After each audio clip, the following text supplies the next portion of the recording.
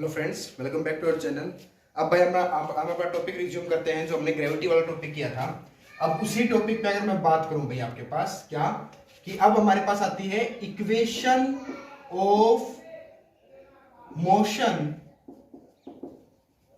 अब equation of motions आती है जो कि हम ऑलरेडी पढ़ चुके हैं। क्या आती है भाई हमारे पास इक्वेशन ऑफ मोशंस। अब इक्वेशन ऑफ मोशन तो मैं पढ़ चुका हूं अपने फर्स्ट चैप्टर में अर्लियर वीडियोस में। अब यहां पे क्या करूंगा, अंडर ग्रेविटी, जो अंडर ग्रेविटी पे अगर आपके पास equation of motion follow up करेंगे तो कैसे फॉलो अप करेगा।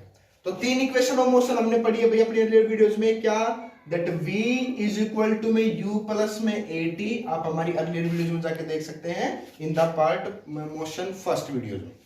Then second is equal to में अगर मैं चेकआउट करूं s इज इक्वल टू में ut प्लस में हाफ at का स्क्वायर।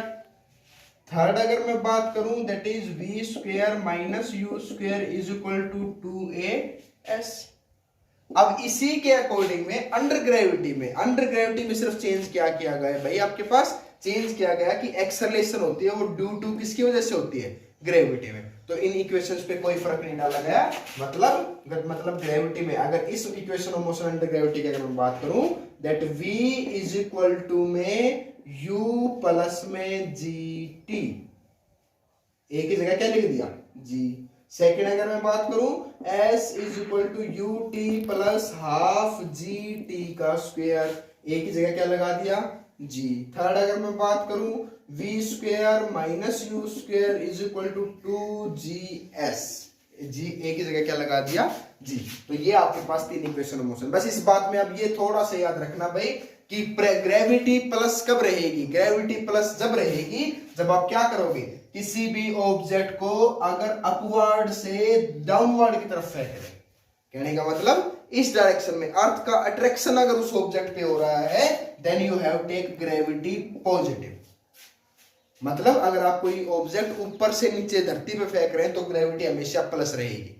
ठीक है, अगर आपने क्या कर दिया, रिवर्स केस कर दिया, नीचे से ऊपर की तरफ अगर ऑब्जेक्ट को फेंक रहे हैं तो ग्रेविटी आनी है कैसी, माइनस। कहने का मतलब अब ऑब्जेक्ट को देखना है कि ऑब्जेक्ट अगर फ्रीली कहां से अपवर्ड टू डाउनवर्ड फ्लो कर रहा है तो पॉजिटिव, और डाउनवर्ड से अपवर्ड जा रहा है तो ग्रेविटी नेगेटिव। तो इक्वेशन ऑफ मोशन क्या बन सकती है, वहां से इक्वेशन ऑफ मोशन बन सकती है अगर ऑब्जेक्ट। अब ये तो हमारे पास तीनों इक्वेशन किस में आई है कि ये तो आई है अपवर्ड से कहां आई है, डाउनवर्ड डायरेक्शन में।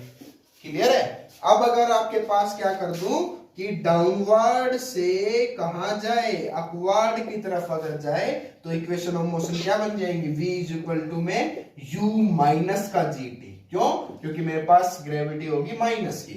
s इज इक्वल टू में ut माइनस का हाफ gt स्क्वायर, ग्रेविटी होगी माइनस की। v square minus u square is equal to minus का 2gs। ठीक है, तो ये आपके पास equation of motion under gravity आपके पास फॉलो अप करता है। इसी बेस पे अगर मैं एक न्यूमेरिकल कराता हूं, देखिए अब भाई आपके पास एक न्यूमेरिकल क्वेश्चन है, an object is thrown vertically upward. Object को वर्टिकली अपवर्ड फेंका गया, अपवर्ड डायरेक्शन में फेंक दिया। अब अपवर्ड में जब फेंका गया है तो मैंने क्या बताया कि ग्रेविटी तो हमेशा कैसे रहेगी, माइनस की।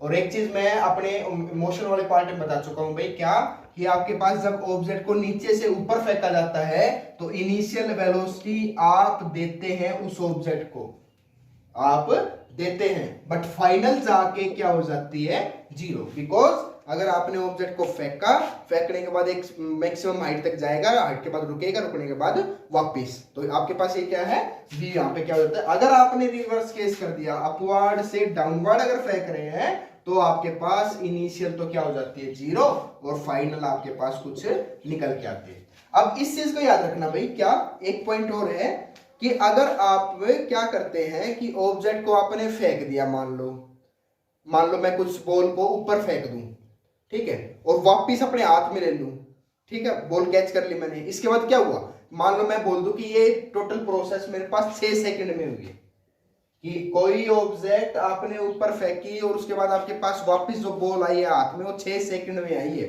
तो इसका मतलब क्या हुआ, इसका मतलब ये है भाई कि दोनों टाइम टेकन बराबर है, अपवार्ड में जाने का भी टाइम बराबर है और डाउनवर्ड में जाने का भी टाइम बराबर है। रीजन क्यों क्या है, कहने का मतलब अगर मैं बताऊं कि 3 सेकंड ही तो वो ऊपर जाने के लिए लेगा, रुक गया 3 सेकंड के बाद, 3 सेकंड वो क्या करेगा, डाउनवर्ड डायरेक्शन में आने के लिए लेगा, और 3 और 3 प्लस मिलके कितने हो गए 6, क्योंकि एक बार आपने भेजा उसके बाद आपने कैच आउट किया था। इसके बारे में भी अभी हम बात करेंगे, पहले न्यूमेरिकल पोर्शन करते हैं। अब यहां से क्या हुआ, upward and rises to height of 40 metre. अब ये हाइट इसने अटेंड की है टोटल कितनी, 40 मीटर की, ठीक है। Calculate the velocity with which upward, velocity कौन सी निकालनी है, इनिशियल वेलोसिटी, फाइन, ठीक है, निकालता हूं। अब यहां पे आपके पास ना तो टाइम है, सिर्फ हाइट है और वेलोसिटीज है, तो आपके पास थर्ड इक्वेशन आपने पढ़ी है that v square minus u square is equal to में माइनस का 2gs। माइनस का क्यों लगाया, क्योंकि ग्रेविटी कैसी एग्जर्ट हो रही है, माइनस की। v तो जीरो है, जीरो का स्क्वायर जीरो, माइनस में u का स्क्वायर इज इक्वल टू में माइनस का 2gs। माइनस से minus cancel out, then u is equal to में स्क्वायर है, उधर जाके क्या हो जाएगा, under root 2gs, then u is equal to में अंडर रूट ऑफ 2 इंटू में g की वैल्यू आपके पास गिवन है 9.8, अगर नहीं गिवन है भाई आपके पास तो आप 10 भी लेके चल सकते हैं, ठीक है।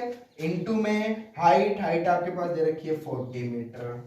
जब इन दोनों को सोल्व आउट करता हूं, सोल्व आउट करने के बाद अगर मैं देखूं तो आपके पास भाई यहां से तो अगर मैं आपके पास आंसर निकालूं तो 280 हो गया, ये तो मल्टीप्लाई बाई 9.8, इस 10 के नाम का 8 की मल्टीप्लाई हटा दूं, ये हटा दिया भाई मैंने, ये अंडर रूट रह गया, देन 8 8 जा 64, 6 आया, 8 9 जा 72, 72 और 6 78, 784 अगर मैं अंडर रूट देखता हूं तो आपके पास आता है 28 का, that means u is equal to में 28 मीटर पर सेकंड।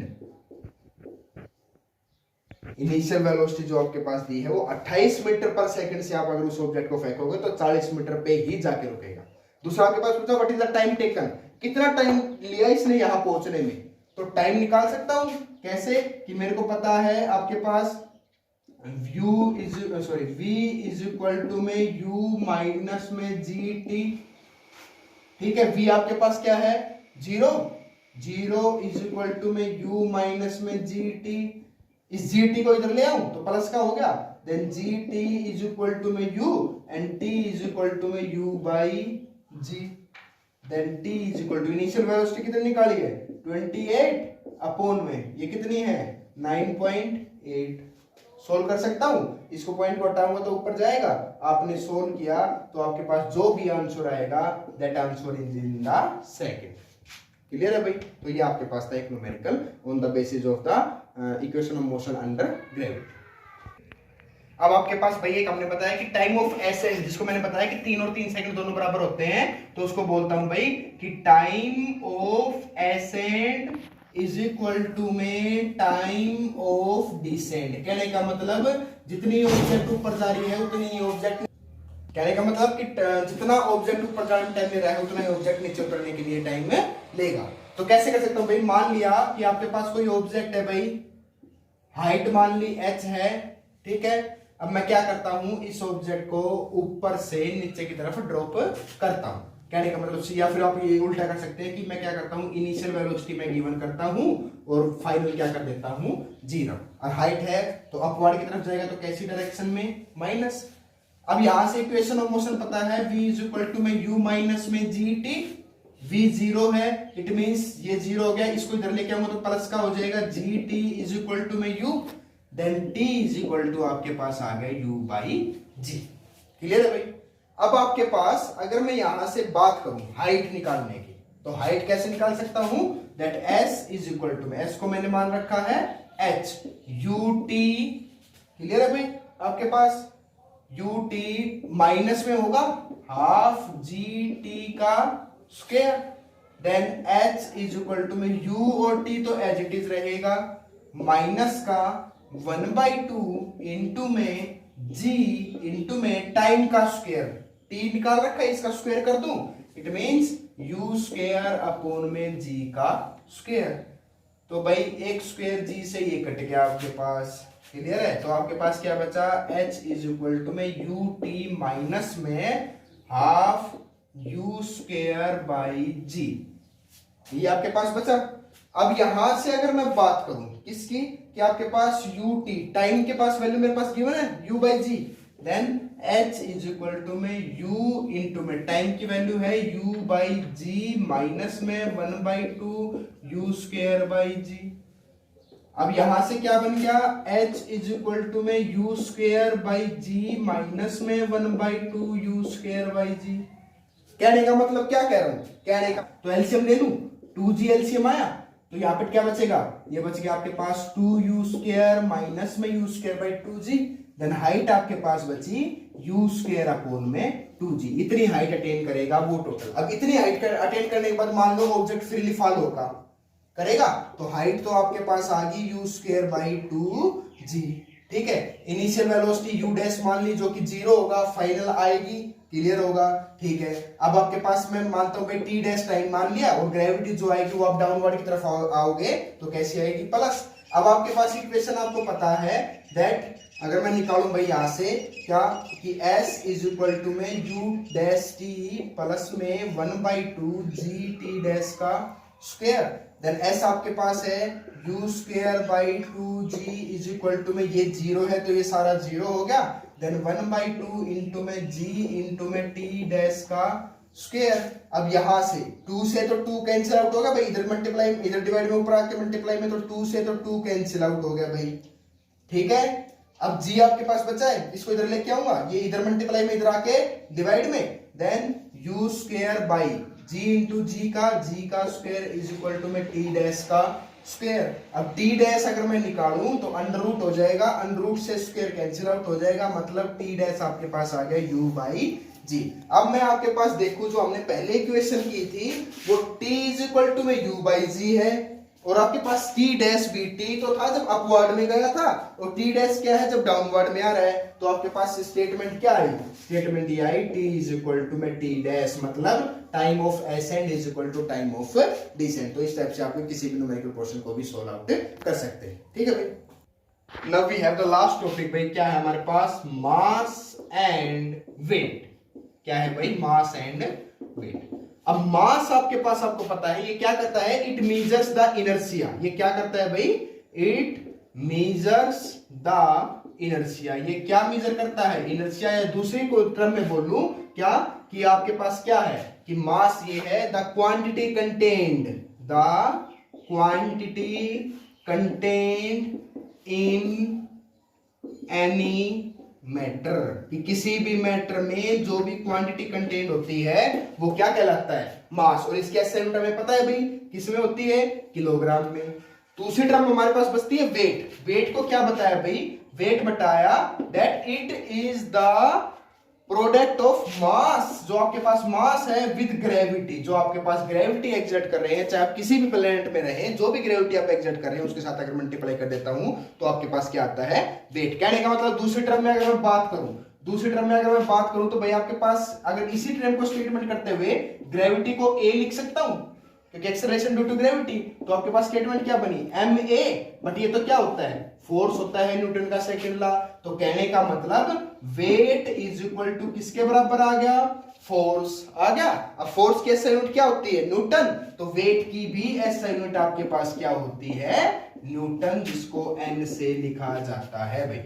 अब आप किसी भी टाइप की निकाल सकते हैं। फॉर एग्जांपल जैसे मैं बात करूं, या इसी के साथ अगर मैं बात करूं कि आपके पास ग्रेविटी एट द अर्थ तो 9.8 होती है, but gravity at the moon अगर मैं बात करता हूं 1/6 होती है। तो वेट का भी सेम फंडा रहेगा क्या, कि weight on the earth is equal to में जो वेट ऑफ द अर्थ रहेगा वो किसके बराबर रहेगा, मून का अगर मैं 6 टाइम वेट कर दूं, मून के वेट का जो है उसको 6 टाइम कर दूंगा तो वेट ऑफ द अर्थ के बराबर आ जाएगा।